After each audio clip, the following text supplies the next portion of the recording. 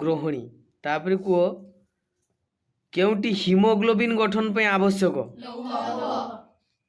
तापरे आम पार्टी रे केते जोड़ा लाल ग्रंथि अछि आ पार्टी रे केते जोड़ा लाल ग्रंथि 1 2 3 4 श्वासनली रो द्वार को कौन कहा जाए ग्लोटिस कहा जाए ग्लोटिस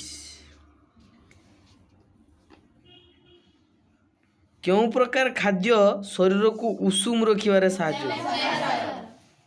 स्नेह सार शरीर को उषुम रखिबारे साहाय्य करे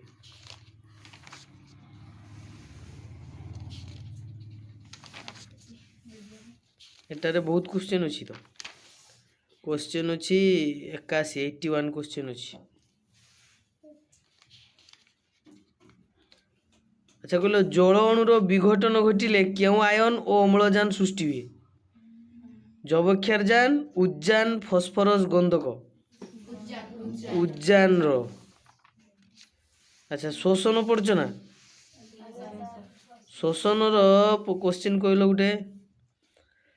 अच्छा फास्ट प्रश्न रहिला कोषर क्यों अंश रे ग्लाइकोलिसिस प्रक्रिया संपूर्ण होई थाए एंड ऑप्शन रहिला न्यास्टी कोष झिल्ली माइटोकॉन्ड्रिया कोष जीवक कोष जीवक रे अच्छा कहलो शीत सुप्ति बेले बेंग कहा द्वारा श्वासक्रिया करे चर्म शुणिबो भल से शुणो एटा एटा गोटे इंपोर्टेंट क्वेश्चन बेंगर विभिन्न अवस्था थाए शीत समय रे गरम समय रे हला तापर होछु क्यों प्रक्रिया जो पेशी रे बाकुला बा क्रैम्प होई थाए कहला सुरासार किरण साइट्रिक अम्ल चक्र ग्लाइकोलिसिस लैक्टिक अम्ल किरण तो बर्तमान ध्यान देकी पाठ पढ़ो जेतियो दिन रहिला ध्यान दियो जहाँ बीती गला जहाँ करवा ताकू तो आम ध्यान दवा ना सेटा को नहीं आम जदि बसिबा पाठ केमती हो तापर होचु कहना समय अल्प सहित गोटे मास समय तुम तो खटिबो बेंग फुला केउटी द्वारा श्वासक्रिया करे गाली द्वारा श्वासक्रिया करे गोटे अपचयर उदाहरण कहल आलोक संश्लेषण पोषण रसायन श्लेषण जारण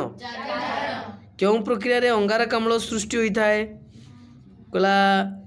लैक्टिक अम्ल किरण सुरासार किरण